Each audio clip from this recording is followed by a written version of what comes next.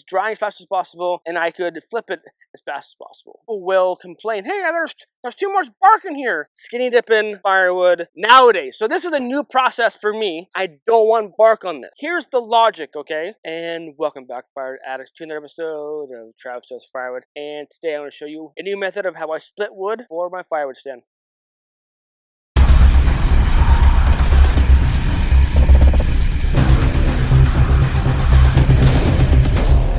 So I'm slowly eating at the pile of logs that I got dropped.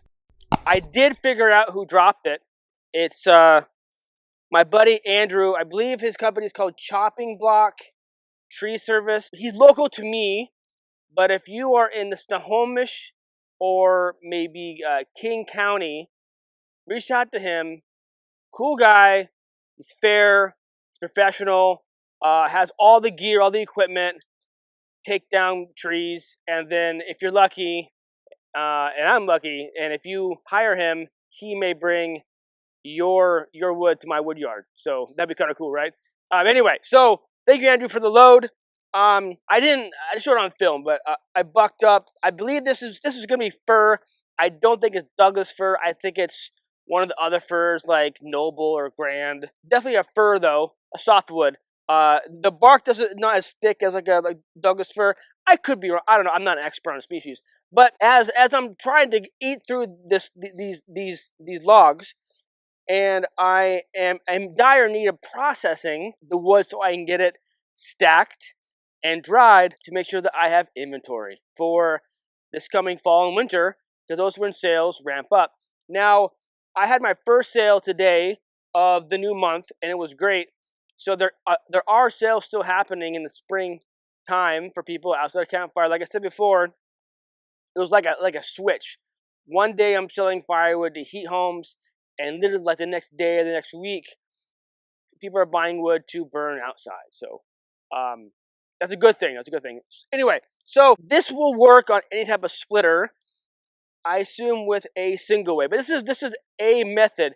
And I want you to tell me if I'm being unethical or going against my morals on this. I want to be transparent. I want to be open about my firewood. And I want to sell a quality product. And this method only usually works with wood that is straight grain, not a lot of knots, okay?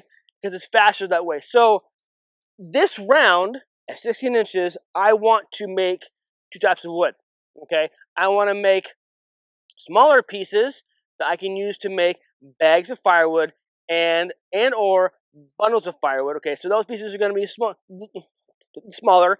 I guess you call them toothpicks. A lot of people call them toothpicks. They're going to be smaller because because as many as possible in a bag within 1 cubic feet, and smaller so they will dry and dry as fast as possible. The other type of wood that I want to split with this round, or my rack wood. So rack wood is going to be like a medium-sized piece of wood, not giant like bonfire, but it's going to probably maybe be like double the size, maybe triple of how I would split or produce bag or bundle of firewood, right? And I definitely could, because this is straight grain, so this is perfect for bundle wood, perfect for bagged wood. But I want to produce both because I sell racks of wood throughout the year as well. People buy them to heat their homes. People buy them for campfires outside. So I want to make sure that I'm producing both kinds. I sell more bags and bundles than I do rack wood, but I do still sell them. So I want to make sure that as I'm splitting, I'm making both types of firewood. I hope that makes sense. So what I'm going to show you right now, the process of how I split. It will take a second. Okay, I'm not going to fast forward it, because the machine is going to be fast enough for you. And then I'll explain the logic, and then you tell me if it is wrong, okay? Let's get it.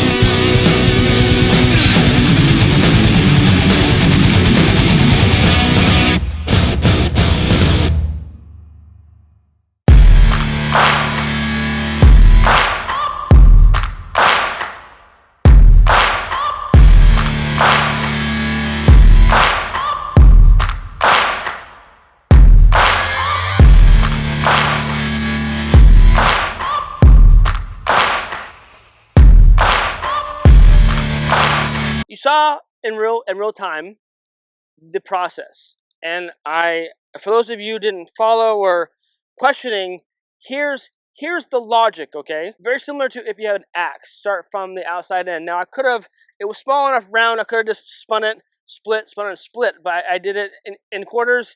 I think either way does not matter. So the outside bark, as thin as possible, but you want to leave the bark on the wood, but leave enough meat, the actual piece of firewood. You have to leave a little bit. Don't go like super thin where you're giving them like a 1/4 inch of wood with really thick bark. Give them some meat. So this is going to be a piece of bundle wood or bagged of firewood, a little bit of meat and the bark. Okay. So what I did was I will make a slab, what I call slab wood, with the bark, a little meat, and then I would split this, probably this piece here, probably like twice to make 3 pieces, and then that would be my bagwood. Now I do this because smaller pieces like this will dry faster, and it has the bark. Okay, versus what I am calling rackwood. This is very in the middle. This is naked. This is bigger. I don't want bark on this. Okay, I don't want bark on this because the bark will hinder, deter, delay the drying seasoning process. Okay, so let me know if I'm way off on that logic, but I'm pretty sure I'm gonna call that correct. Okay, so this is what, about 3 times as big as this piece of bagged or bundle wood, and I don't want to make too big, but I want it big enough where it's a good size, like medium size firewood for the rack, and it will dry. So the middle parts of the wood are for the rack wood, and the outside only, more or less, is for the bagged bundle wood. Now you saw me shape these 2 pieces of rack wood to a size to a shape and size that I deemed to be okay and large enough or small enough. Now granted, I did shave a few pieces off, and these are also naked, but these will be complementary to the bagged bundle pieces that have bark on them. Okay, so not every single piece looks like this that I would potentially sell much down the road. So we do have naked bagged bundle wood, but a large portion of the outside of the round is going to be for bundle wood. Okay, now my dilemma in that is people who buy my bags and my bundles, they're getting bark. People are buying the rack wood nowadays. So this is a new process for me. I thought about it a month ago or so, and I didn't have wood straight grained enough to show you on an episode. So now is the day. But I'm going to try to, as much as possible, split my rack wood naked. No bark, no nothing, just skinny dipping firewood, no bark. So it was, and the only reason why is because I want the rack wood to dry as fast as possible, and because this rack wood is bigger than this piece of bagged or bundle wood, this will dry faster than this one on the outside and especially the inside, because it's a larger piece of wood. The inside of this piece will take longer to dry than this piece right here, which is why I'm leaving on the bark. Okay, I hope that makes sense. But my dilemma is because so my ethical radar, if you call it that, is I'm selling the bark to the people who are bagging and bundling, and I'm afraid that people will complain, hey, there's too much bark in here. I don't know. People ask the weirdest questions, and they complain about the oddest things. So I'm trying to anticipate that, but I want to know your thoughts on that. Is it wrong of me to make my bagged and bundle wood like this? Now, I could spend the time and debark everything, but then that takes time. This machine is fast enough, and I wanna get through the wood as fast as possible. I don't want to labor on going through, make sure everything is naked. Now, if this is falling off, I'll take a moment and peel it off. That's not a problem there. But this is on there. This was a healthy tree, and the bark is on there to stay until it's seasoned. Then the bark will probably just fall right off, right? That's where I'm at. I want to know your opinion, suggestions, insight down below and in the comments. Does this process right here make sense to you? Is it unethical? As well as, do you do something similar to this when you're having to split different types of wood to sell at different price points or types of selling wood? I mean, I guess you could sell this as firewood because it's fast enough, but I think a lot of people would probably split this in half maybe and sell this as firewood and not worry about it. Because I sell firewood in smaller quantities, I want to make sure that it's drying as fast as possible and I could flip it as fast as possible to produce it and then sell it as fast as possible. I hope that all makes sense. So yeah, let me know. But then, hey, let me show you at my stacking too. I think that would be interesting. Hang on. Hang on. As I'm stacking the wood, the sun is coming from the west this way, right? And I get, because this open area that way, I have trees back in here to the east of the house. So I'm putting the rack wood on the west side that will get the most sunlight and breeze, so that will dry as fast as possible, versus on the other side that has, on the east side, that has less sun, direct sun, and wind, because it's in this tunnel here, is I have the bundle wood, the smaller pieces, okay? Again, see all this all here? Bark, bark, bark, bark, bark, a little naked, but bark, bark, bark, bark, versus the rack wood that you see over here, all this here, I mean, there's some bark. I left some of the bark on that I can't get off, but a lot of these pieces here, all naked. All naked, so it will dry as fast as possible, okay? I have rock wood there, rock wood down there. If it's not straight grain, it's hard to make the bag of bundle wood. If it's gnarly like this, that's token rock wood right there, because it will give a hotter burn too with those knots and stuff and gnarliness. Anyway, so that's where I'm at with that logic. So let's go back to the splitter. So going from round to split down to rock wood, which I'm calling medium size firewood, to bag and bundle wood, okay? Bundle and bag wood, in my opinion, needs to be smaller, so fit in the bundles, fit in the jig to bundle the 1 cubic foot or the 0.75 cubic foot bundle in whatever jig you have. Or you're doing bags, so you have a bagger, you have those bags, you just put it in, you have a trash can, you have the bucket system they're using, and usually those pieces are going to be smaller. They're going to be split smaller like this. Now I could do this with the axe, like I mentioned before, but I want precision splits. I want to know where the knife of the splitter is going to hit the wood, so I can shape the wood how I want it. Okay? With axe, I'm not that good enough to know where the axe is going to go specifically and precisely.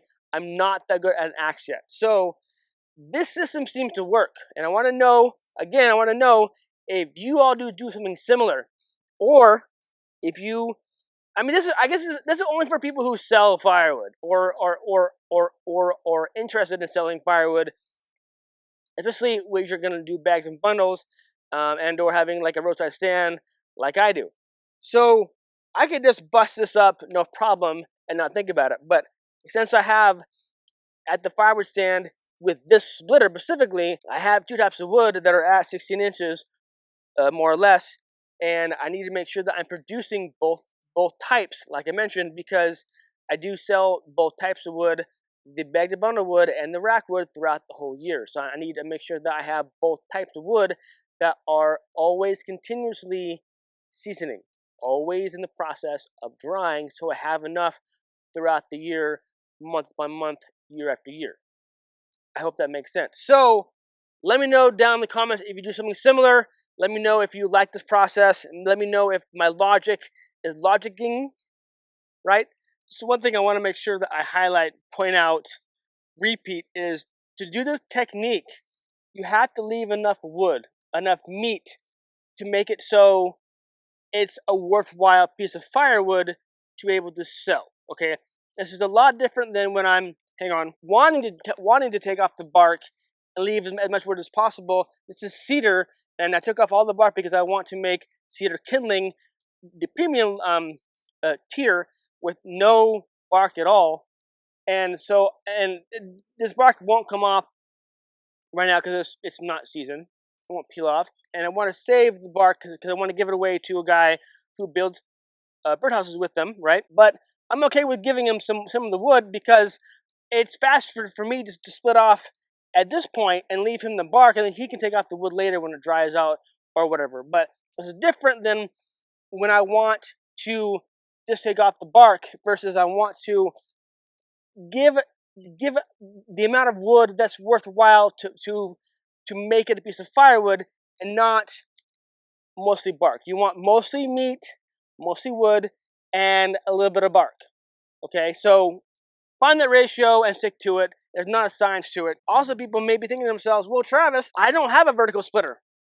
I only have a Champion or a big box splitter or a county line or a Forester, whatever they call them. I don't have what you have. Well, you can manipulate the piece of wood on a big box splitter as well. If you want me to demonstrate that on another episode, let me know. But there's ways to do that and still be safe with your fingers, with your hands, and still be able to get off just enough meat, just enough wood, a little bit of bark, and then still make your rack wood if you want to produce and sell this type of firewood as well. Now, if you have a bigger splitter, you have a 4-way wedge or a 6-way wedge or a 48-way wedge, whatever way wedge you have, this may not be applicable to you because the size of the wedge inside the wedge would dictate the size of the wood. Okay, so any like pro grade splitters, Wolfridge, Eastern Made, Brute Force, what have you, that have a X number way wedge, this may not pertain to you. I think this is more of a single way knife, single wedge, produce firewood one stick at a time, splitting down one piece to make 2 pieces, and so on and so forth to make multiple pieces out of one round. So I just wanted to point that out, that it's not only vertical splitters. You can do this also with a big box splitter. It'll be a lot slower. It is what it is. But if that's all you have and you want to make wood like this, similar, just manipulate the pieces, maybe hold them up to make sure that you're giving enough meat, a little bit of bark, and then the rest of it, you have your rack wood in the middle that has no bark, it's naked, doable. Easy peasy, rock and roll squeezy. But yeah, that's a quick episode. Just wanted to share with you that. Let me know if you learned something down below. Thank you for tuning in. I appreciate it. And remember, life is too short to be a prick, so be kind to another. Rock and roll, stay safe, keep cutting. Cheers.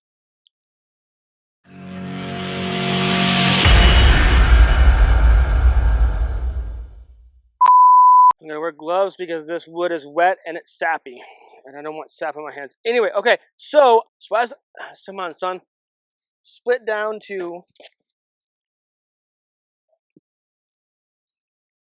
Is there something else I wanted to mention?